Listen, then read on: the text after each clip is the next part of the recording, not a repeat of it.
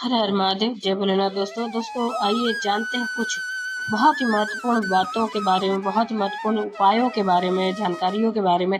पूज्य गुरुदेव के श्रीमुख से उन्हीं की कथा के दौरान जब वो बता रहे थे, तो कुछ अंश को मैं यहाँ प्रस्तुत कर रही हूँ। तो चलिए सुनते हैं उन्हीं के श्रीमुख से बहुत ही महत्वपूर्ण जानकारी। प्रयोग कर देखिएगा। अभी तो नवरात्रि चल रही है।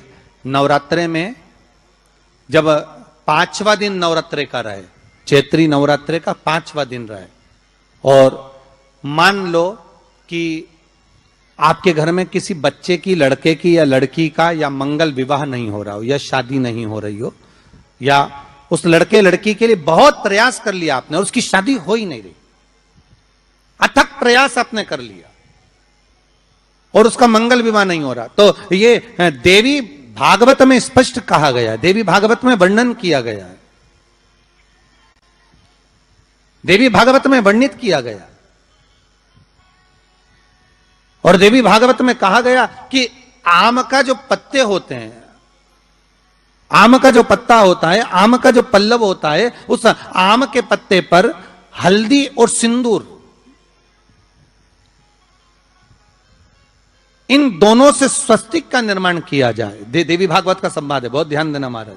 जिन कन्याओं का विवाह ना हो पंचमी के दिन, नवरात्रे की कोई सी भी पंचमी, मतलब जो पंचमी तिथि पड़ेगी, कोई भी नवरात्रा हो, चाहे वो 4 नवरात्रे में से, चाहे वो पौष का हो, अश्विन का हो, चैत्र का हो, आषाढ़ का हो, किसी भी नवरात्रे में आप कर सकते हैं। एक पान के पत्ते पर, एक ही पत्ते पर जो 2 स्वस्तिक बनेंगे, एक हल्दी का बनेगा, एक सिंदूर का बनेगा। बस अंतर इतना है, जो हल्दी का स्वस्तिक है उस पर कंकु के चावल, अर्थात रौली के चावल, रौली कुंकू के चावल रखना है, और जो सिंदूर का है उस पे हल्दी के चावल रखना। इतना रखकर जिस लड़का लड़की का विवाह नहीं होता, उसकी हथेली पर रखकर उसका नाम और गोत्र बोलकर महाराज उसको ले जाकर नीम के पेड़ के नीचे उसको रख दिया जाता है।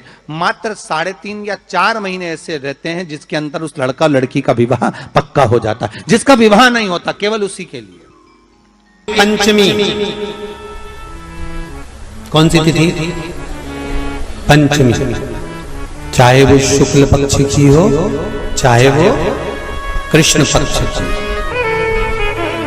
शिव महापुराण की कथा कहती है, आपको सुख अनुभव हो जाए। कार्य सिद्ध। जिंदगी में कभी संपदा कम नहीं हो सकती, संपदा बढ़ती चली जाती है। संपदा घट नहीं सकती, बढ़ेगी और घटेगी।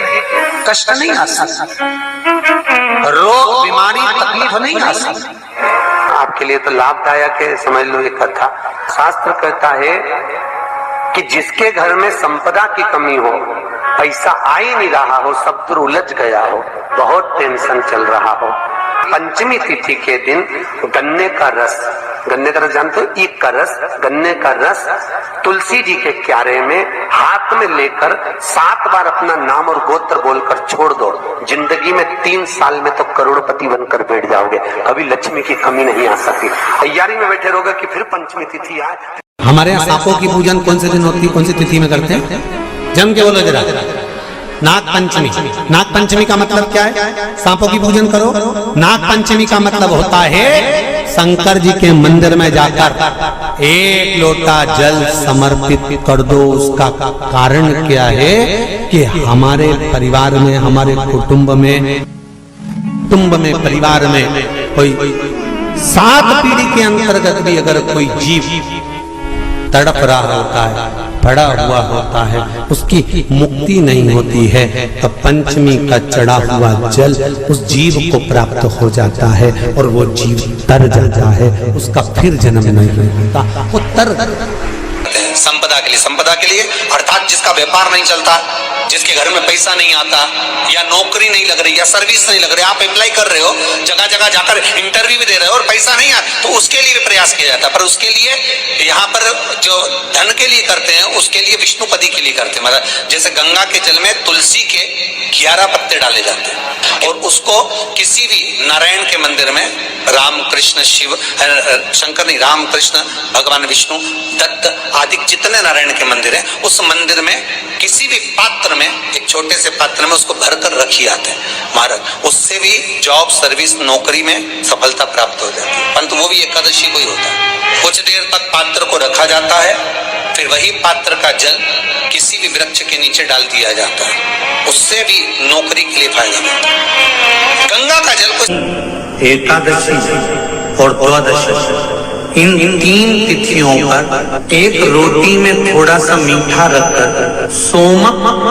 पितृ का नाम लेकर यदि गाय को खिला दिया जाता है तो अगर कोई पूर्वज प्रेत योनि में भी पड़ा हुआ होता है, भटक रहा होता है, जिसको पिंड नहीं मिला, जो अचानक मर गया होता है, अधोगति में चले गया होता है, उस जीव की मुक्ति दशमी, एकादशी और द्वादशी 3 दिन सोमक पितृ का नाम लेकर रोटी में पूरी में मीठा रखकर अगर गाय को खिला दिया जाता है ये 3 दिन तक, तो वो पितृ कभी भटकते नहीं है, उनको मुक्ति प्राप्त हो जाती है मोक्ष में। दशमी की रात्रि के 12 बजे घी का दिया हथेली में रखकर दरवाजे के बाहर उस दिए को हथेली में रखकर चंद्र का दर्शन रात्रि के 12 बजे दिए की लो में चंद्र का दर्शन करते हैं, उससे ज्योत प्रबल होती है हमारे।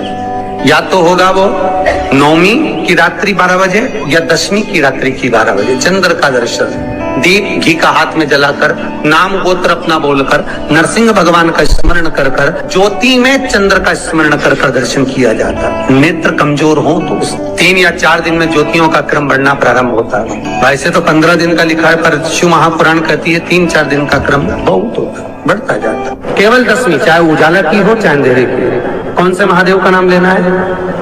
श्रम्भेश्वर महादेव। जब कोई व्यक्ति चिड़चिड़ करता है, क्रोध करता है, गुस्सा करता है, तो महाराज शंकर भगवान का श्रम्भेश्वर महादेव का नाम लेकर 31 बेलपत्र, जिस व्यक्ति को क्रोध आता है उस व्यक्ति का स्मरण कर कर आखा चावल मतलब सेगे चावल के साथ एक बेलपत्र 31 बेलपत्र कर कर शिव जी के शिवलिंग पर समर्पित करी जाती है, मात्र दशमी की तिथि के लिए। केवल दशमी, चाहे उजाला की हो चाहे अंधेरे की। कौन से महादेव का नाम लेना है? श्रम्भेश्वर महादेव, शिव जी का एक।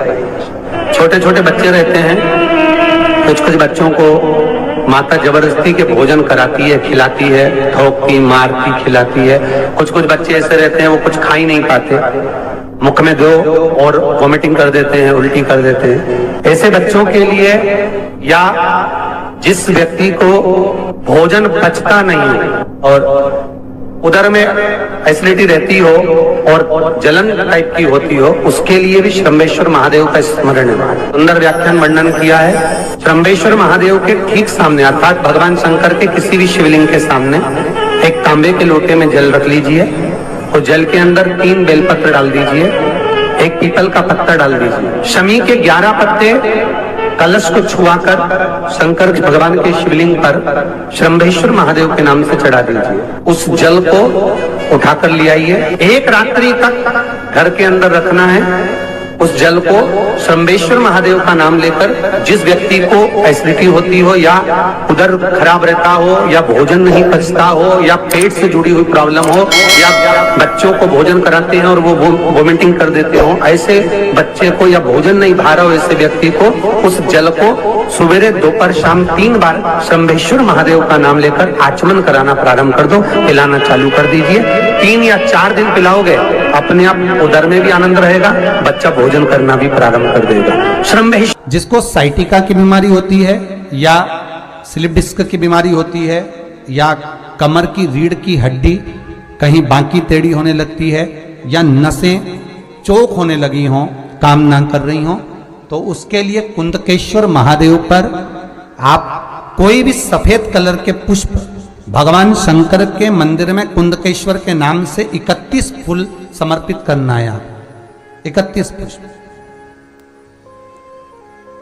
और कुंदकेश्वर के नाम से 31 पुष्प समर्पित कर कर बेलपत्री के पेड़ के नीचे की जड़ थोड़ा सा भाग निकालकर ऊपर से छीलकर अंदर का भाग शंकर कुंदकेश्वर को चढ़ाना है।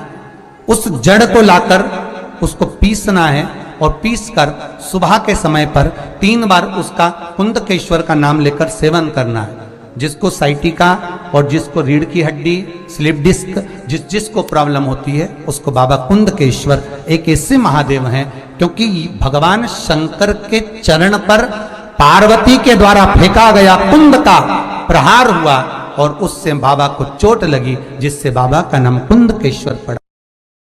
जब आप जल शंकर को चढ़ाने तो रोज ही जाते हैं। जब एकादशी का दिन रहे और शंकर जी के मंदिर में आप जल समर्पित करें तो 3 बार मुख से स्वधा स्वधा स्वधा या स्वधा स्तोत्र का पाठ, जिसमें 12 श्लोक। तो उम्मीद करते हैं जानकारी आपको अच्छी और उपयोगी लगी होगी। अगर अच्छी और उपयोगी लगी तो एक लाइक छोटा सा अवश्य करिए। आप पहली बार मेरे चैनल पे आए तो मेरे चैनल को सब्सक्राइब करिए, बेल नोटिफिकेशन अवश्य दबाइए, जिससे आने वाले वीडियो आपको समय से प्राप्त होते हैं। दोस्तों कोई भी प्रश्न या सुझाव कमेंट बॉक्स में लिख सकते हैं। फिर मिलते हैं दोस्तों एक नई जानकारी के साथ नए वीडियो में। तब तक के लिए जय भोलेनाथ, हर हर महादेव, श्री शिवाय नमस्तुभ्यम। धन्यवाद दोस्तों।